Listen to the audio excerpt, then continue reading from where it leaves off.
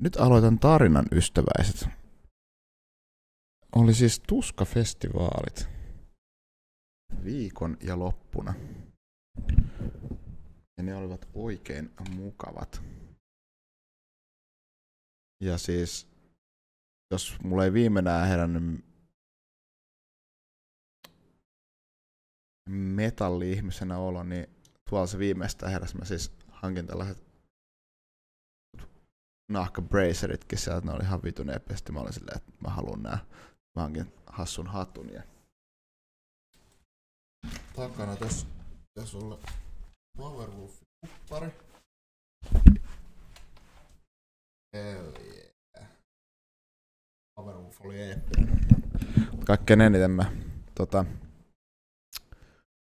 tykkäsin kuitenkin Battle Beastistä, vaikka ajattelin, että siellä on niin paljon kaikkea hyvää tarjontaa, että luulis.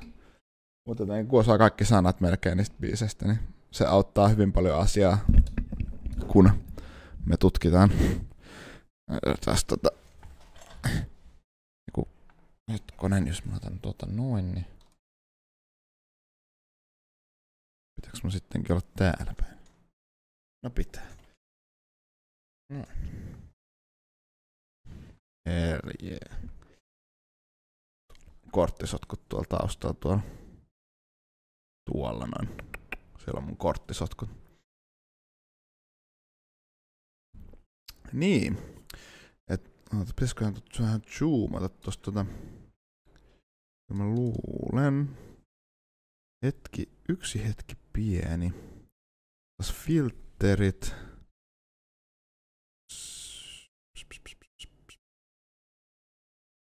Scaling, mitäs tää sanoo? Point ei, resolution ei. Otetaanko me sit tehdään täältä näin. Filteri. Ja poistetaan toi, laitetaan toi. Vähän suurena notepadia tossa, että saatte nähtyä jotakin, mitä mä meinaan tonne kirjoitella kohta. Taas tuolta noin paljon hämmättiin. Sitten otetaan tuolta topistakin helvettiin. Moi Toni, miksi et sä ollut Tuskafestareilla? Tai parempi kysymys, missä sä olit? Voisi olla erittäin hyvä päivän avaus tälle päivälle.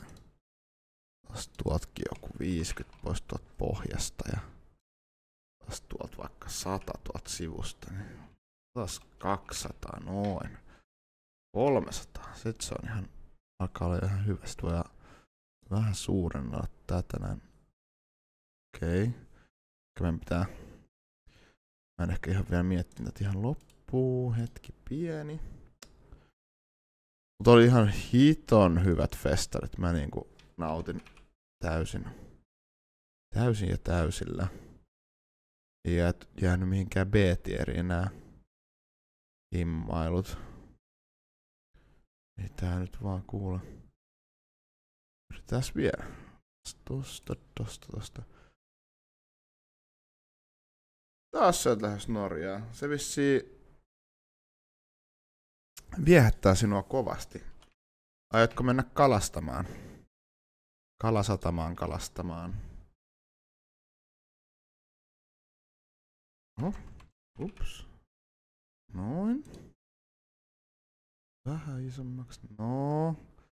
Se alkaa olla jo ihan hyvä, mutta mitäs mä nyt saan itteni tohon järkevästi? Tietysti eihän mun tarvitse muuta kuin kameraa. Ihan mestapaikka. En oo käynyt, joten vaikea sanoa, mutta onhan se varmaan vähän erilaista, kun meillä ei ole yhtään vuoria esimerkiksi täällä meillä. Niin siitä on tosi vaikea lähteä liikenteeseen. Tai ylipäätään luonto on varmaan ihan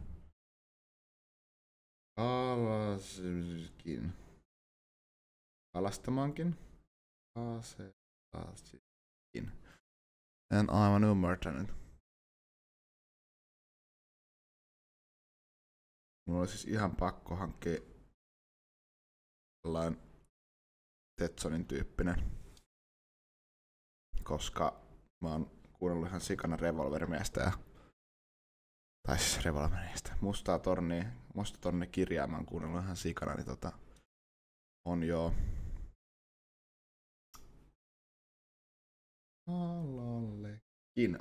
Kalallekin, yes. Kyllä. Niin. Mä tässä perjantaista liikenteeseen, se oli aika sumunen päivä, mulla ainakin lähti ihan laukalle siinä, voin sanoa, että aika kiva, että lähikaupoista saa nykyään 8% olutta, mutta toisaalta se oli aika villi lähtö päivälle. Sen lisäksi muutkin asiat. Tämä on alkoholitonta olutta. Mutta siis, joo, niin kuin tavallaan mentiin alueelle, tai siihen pikkuhiljaa lähtiin chillaamaan, niin eka mihin mä hyökkäsin kiinni oli Dragon Force, että se oli niin kuin ihan eka, mitä mä niin kuin ainakin muistan. Se oli ihan eeppinen. Joo, tosi hieno lava, siinä on lohikärmet silleen, molemmat puolet punainen ja sinin. Eihän mä nyt muista muuta kuin Through the Fire and Flamesin niin kuin biisinä, ja se oli aika miten se nyt sanois? Aika jees. Aika tosi jees. Ja tykkäsin tosi upeata kitaraa, niin kirjoitaan tänne tuskaa parraimisto ja kommentteja. Eli Dragon Force. Ja sitten laitetaan tähän näin kommentit ihan mutta toisaalta niin se ei jäänyt kuitenkaan ehkä niin hyvin mieleen. Mutta niin on se Through the Fire and Flames, niin se on erittäin eeppinen biisi ja sitä on kavereiden kanssa joskus, tai yhden tietyn kaverin kanssa, You Know Who You Are, niin pelattiin Guitar Hero 3, niin se oli aina sellainen, vedäpä Through the Fire and Flames vaikeammalla, ja sitten aina lähdettiin, ja sitten ei kukaan päässyt siitä eteenpäin. Se oli aika hankala. Aika tosi hankala. Mut vastaus on ihan jyy. Ja onko se nostalginen, niin brings back memories. Siinä on kommentit siihen. Ja sit perjantaina niin yksi tuttu viime viikolla, niin, tai se oli sellainen hyvän päivän tuttu, niin ehdotti Electric Cowboyta. Se oli ihan se oli ihan jees, mutta mä en kyllä muista mitään siitä. Et laitetaan se tänne alemmas, koska mut niillä on tosi eeppisen näköisiä paitoja. Ne oli ihan siis ei jäänyt mieleen niinku sitäkään vähän mitä Dragon Force. En tiedä oliko siinä jollain substansseilla jotain tekemistä asian kanssa, mutta ei jäänyt ihan mieleen nyt Electric Cowboy. En muista mitään. Mä saatoin mennä, siis kun mä menin mun mielestä In Flamesissa ja sitten Electric Cowboys, mä menin kuitenkin sinne ihan lähelle ja pittiin. Ja sitten mä en tiennyt, että siinä on jotkut valot, että milloin saa mennä pittiin ja milloin ei, niin mä menin sit aina yli, kun mä ajattelin, että me ei jaksa kiertää niin sit hommaa. Mutta eihän mä tietysti silloin olisi tehnyt, jos mä olisin tiennyt, että sille ei saa tehdä tietysti, mutta se oli vähän epäselvää mulle, mutta ehkä ensi vuonna mä hiffaan sen sitten. Et sääntöjä pitää noudattaa. Mutta en muista mitään siitä. Muistan vaan, että hauskaa oli. Mutta en muista siitä bändistä mitään. Sorry vaan Cowboys. Saattuisi ollakin hyvä. Pitää ehkä jälkikäteen kuunnella, jos siinä vaikka tulisikin joku sellainen musiikin kautta muistamisherätys. Siis en tosiaankaan kaikkia kattonut, mitä tuolla on. Et silloinhan oli, olisin ehkä halunnut nähdä Marko Hietala ja Tarjan niin kans tuolla mestoilla, mutta sitten jotenkin. No siis, jos tuntuu, että on alakanttia tonne, mitä sä laitat. Ei mennyt vaan 200 €, voin sanoa.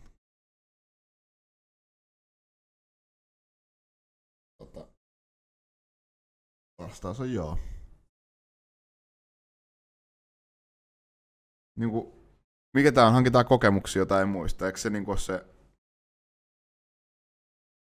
se niinku pointti tässä elämässä, että suunnilleen. No joo, mutta täytyy sanoa, että se In Flames, mä oon siis ekaa kertaa tyyliin varmaan kuuntelin, niin bitti oli sika hauskaa. Ei mene vaan varaosaliikkeeseen, se on tosi hyvä kun käyt ostaa varaosia, mihin sä ikinä tarvitsetkaan niitä, mutta luulen, että se on hyvä juttu. Nähdään kohta. Mutta niinku In Flamesissa mulla oli niinku tosi hauskaa. En kyllä taas mitään niistä lauluista muista, mutta siellä niinku pitis pyörimisen meisinkin, niin mä muistan, että se oli meisinki oli tosi hauska.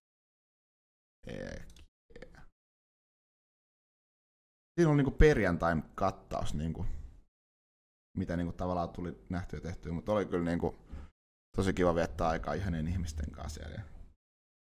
Tosi sellainen avoin ympäristö ja kaikilla on niinku, ainakin mun mielestä näytti kaikille on mukavaa, mutta toisaalta mulla saattaa olla vähän no mutta kyllä me nyt 3 päivässä kuitenkin näin, että kaikilla oli mukavaa, se oli tärkeintä. Et sen verran ainakin näki. Mut sit mennään sinne lauantain suuntaan. Siinä alkaa jo niinku vähän hommaa niinku tihenee ja siis siinä oli, mulla ei ollut niinku mitään muuta tavoitetta alkuun lauantaille, kun oikeastaan päässä sinne ehtii Windroseen. Ja se ei kyllä pettänyt, että Windrose ja kommentit. Mitähän sit kommentois? Kaikki kokivat olevansa kääpiöitä ja pidettiin sika hauskaa ja oli myös bitti ja keikka oli super eeppinen. Pitää ehkä laittaa tosta katki, että se näkyy tonne streamulle. Ja siis ootas nyt. Niin. Erittäin harvinainen kokemuskin, ei toi vissiin kovin usein Suomessa keikkaa, että toi Windrose, niin oli kyllä tosi hyvä.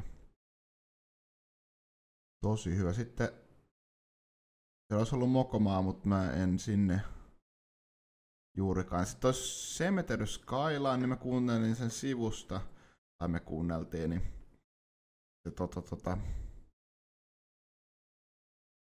kuulosti hyvältä. Se tuntuu ihan niinku siinä olisi ollut. Taas tuohon nyt Cemetery Skyline. Ehkä tän alle Cemetery Skyline. Et jos tykkää Ville Valon äänestä, niin tää oli aika samanlainen. Sen mä pystyn sanoa tässä kohtaa. Sen mä muistan olennaisesti. Ja sitten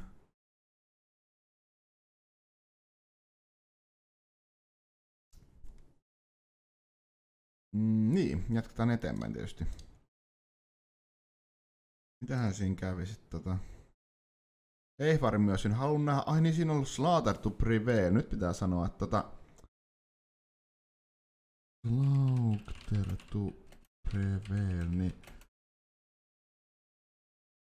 laitas tuohon.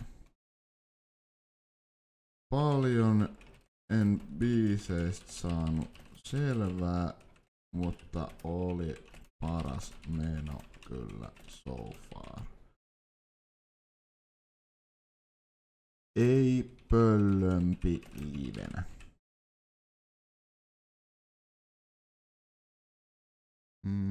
Otas tosta.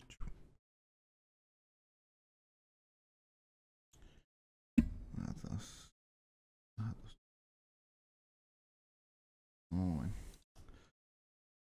Et se oli sellainen niinku ihan uusi tuttavuus ja kun mä en oo kuitenkaan niin raskaan metallin ystävä. Ja oli tosi jännä, että tää maistui niinku hyvältä. Jotenkin joku siinä on siis tosi karismaattinen laulaja ja sit se oli niinku sellainen kunnon hulkki, että se vaan niinku veti ne biisit ja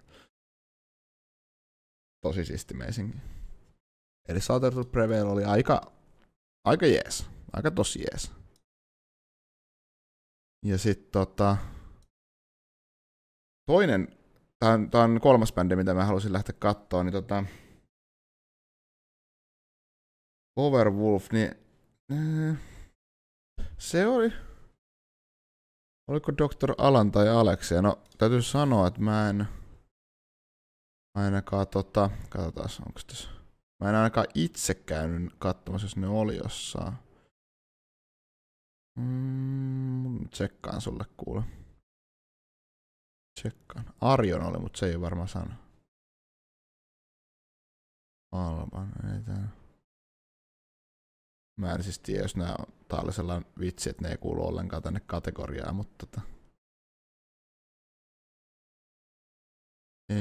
eipä tainnut olla.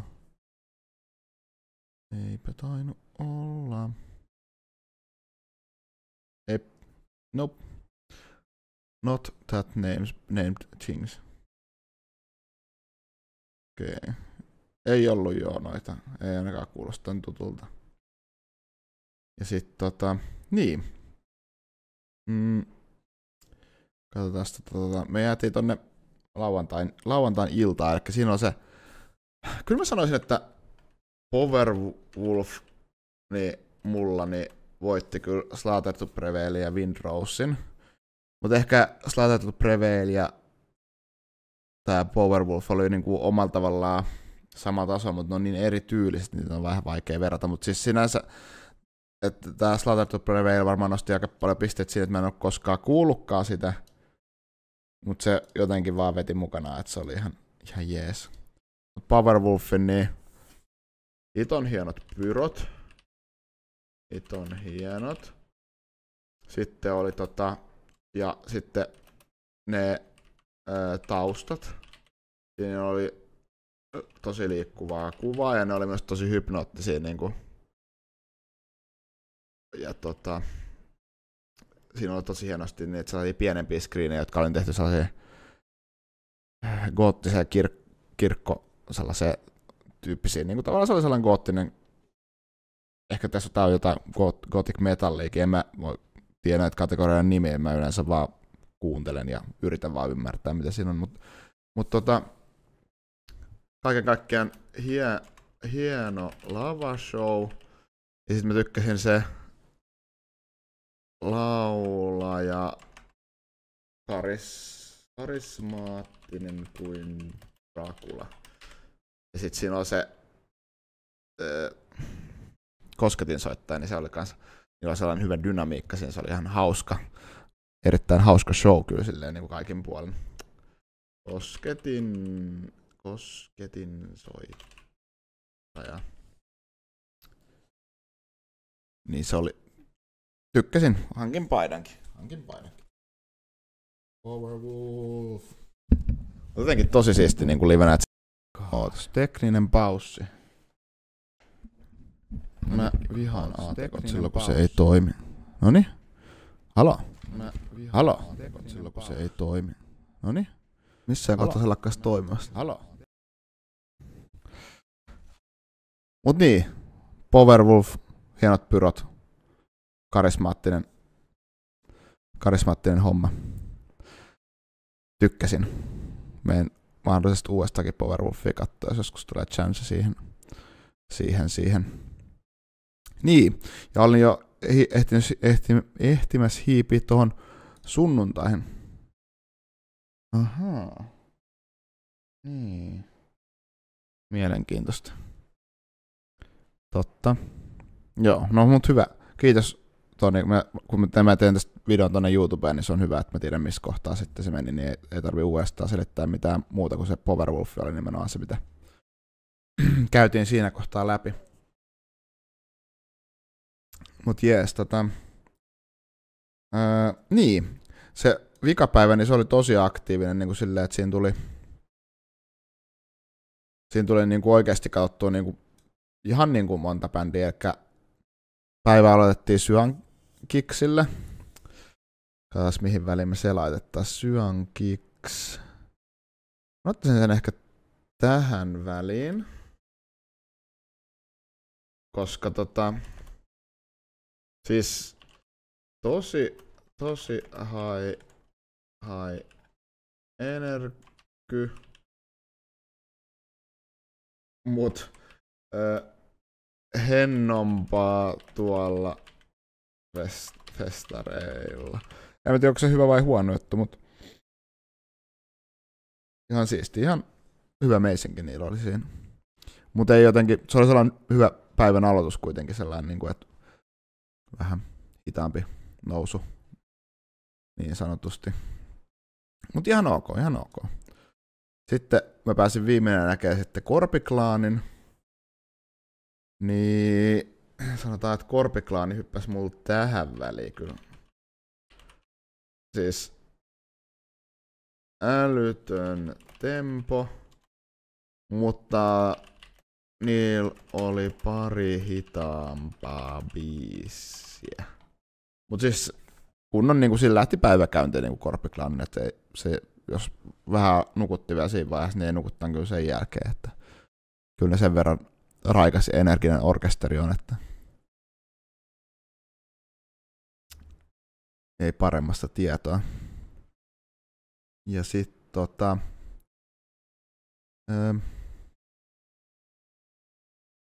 joo, sit oli tää Apokalyptika. Vitsi, se menee kyllä, sit tuli kyllä ihan kylmät väreet. Tosi vaikea valita, niinku, tää on niinku, pitäis niinku rakkaiden lasten välillä valita, niinku, että mikä. Apokalyptika, se oli aika hyvä. Aika tosi hyvä. Aika erittäin tosi hyvä. Menisikö se Windrosen yläpuolella?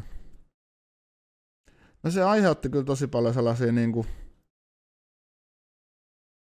tuntemuksia, niin pitäisikö se nyt laittaa ihan vaan Apokalyptika. Antoi kylmät väreet. Laulujen mukana olisi ollut helppo laulaa, tietysti kun osaa näitä Metallican biisejä, mutta ehkä olisin kaivannut laulua, mutta koska tiedän yhtyeen, niin siinä ei kuulu laulu. Niin kuin, mutta ihan, en tiedä, ehkä otetaan toi pois. Ei se ehkä pilaisi sen, jos siinä niin kuin laulettaisi mitenkään.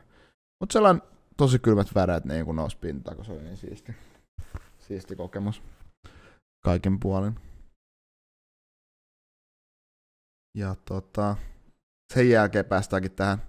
Siis tää oli mulle niin kuin ihan ehdoton huippu. Battle Beast.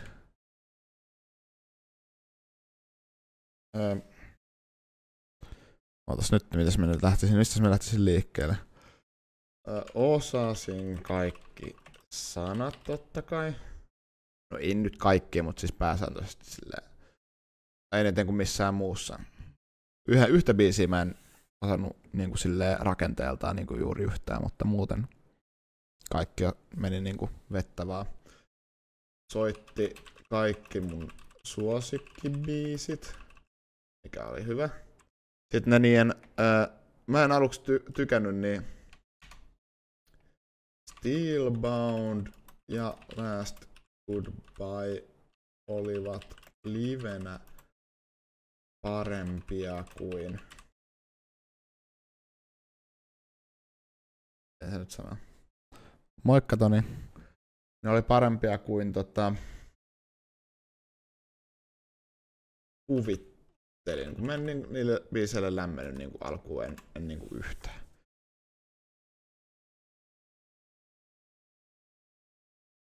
Mutta ne oli liveen hyviä. Ne on siis niiden 2 uusinta singleä sinne. Mä en ole varma, mitä single tarkoittaa. Älkää tuomitko. Mä oletan, että se on niinku yksittäisenä biisinä julkaistu albumi tai jotain. Et onko se niinku LP-levyllä? Anyhow. Sitten Noora, aivan upea ja ihana.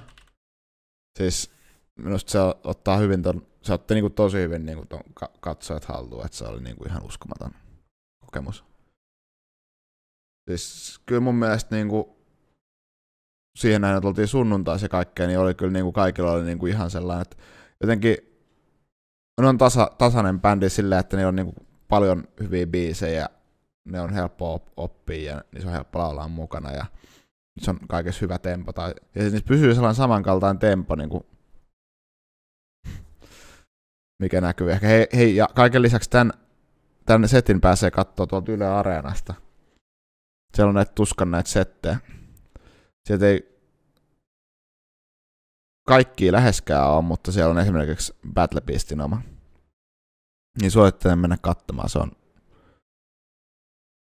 katsoin jo itse tänään 1,5 kertaa sen, vaikka eilen se vasta tapahtui, mutta jotenkin tosi siistiä. Ja sitten jos siellä näkyy joku tämän näköinen hattu ja tällainen paita ja tällainen ukko, niin huutamassa, kiljumassa Nooran nimeä kuin pikkutyttö, niin that's me. That is me. Mä olin aika siinä edes vasemmalle alkuun, ja sitten kun siinä on sellainen tuli sellainen vähän pitti siihen, niin sitten mä siirryin sinne keskemmälle. Mutta muuten niin ihan siisti. Ja niin, kyllä. Ja niin, jatketaan vielä eteenpäin. Siinä oli no vähän Motionless Invite tuli kuunneltua, mutta se ei ihan mulle kolahtanut, niin mä laitan sen. Laitetaan se tänne kuitenkin. Mikä se oli?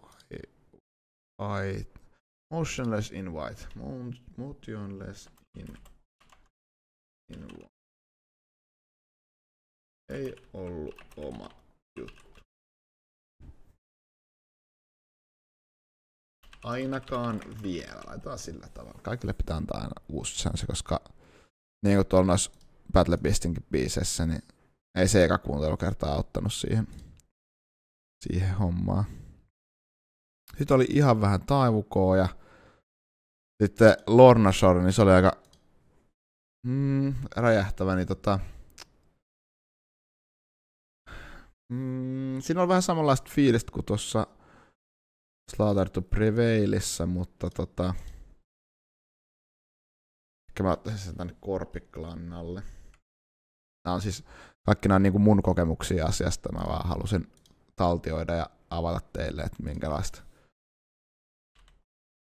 minkälaista settiä siellä oli. Kyllä tässä nyt aika paljon kovaa meno. Aika paljon ehti bändejä kuuntelee. Se oli niinku jotenkin se yleisfiilis siellä niinku tosi avoin ja kaikilla oli hauskaa ja oli juotavaa ja oli syötävää. Ja se on nyt ehkä mikä oli tosi siisti juttu siellä. Ja siis siellä oli tosi paljon bändejä, joista mä varmasti tykännyt, mutta en.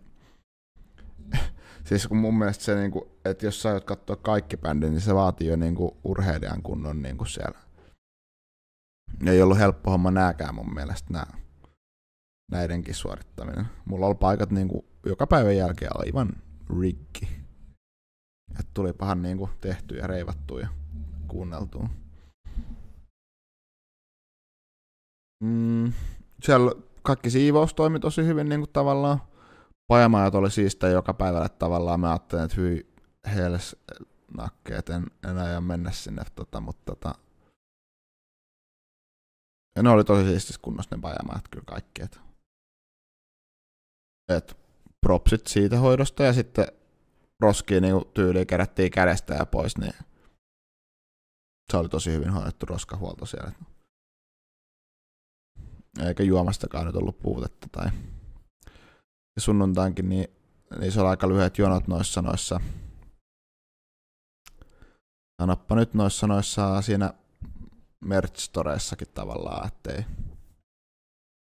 Ja sit se sunnuntai se oli tosi tuulinen päivä. Onneksi mulla oli tää pystyi kiristämään tälleen kauloon. Ja sitten pysyi hattukin päässäni.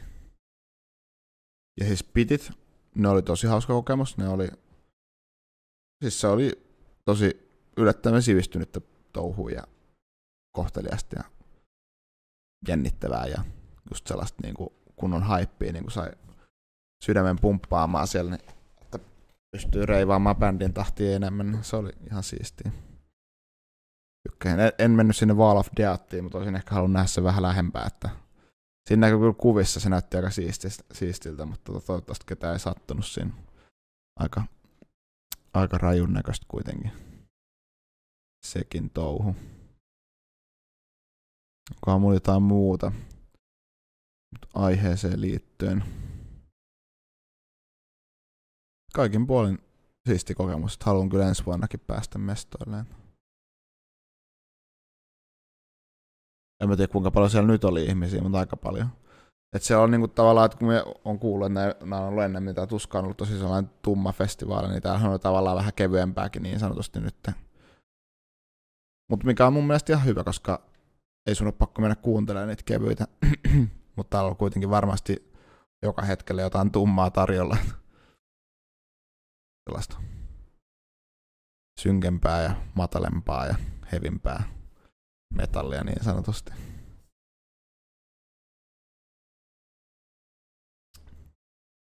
Joo, mutta sen mä halusin sanoa tässä nyt. Tää oli tällainen dokumentaatio jotain varten, itseäni varten, maailmaa varten. Who knows. Mutta me voitaisiin vähän pelata, kun ensi viikonloppuna on Blessenbladin SM-kilpailut. Ja taso on erittäin kova.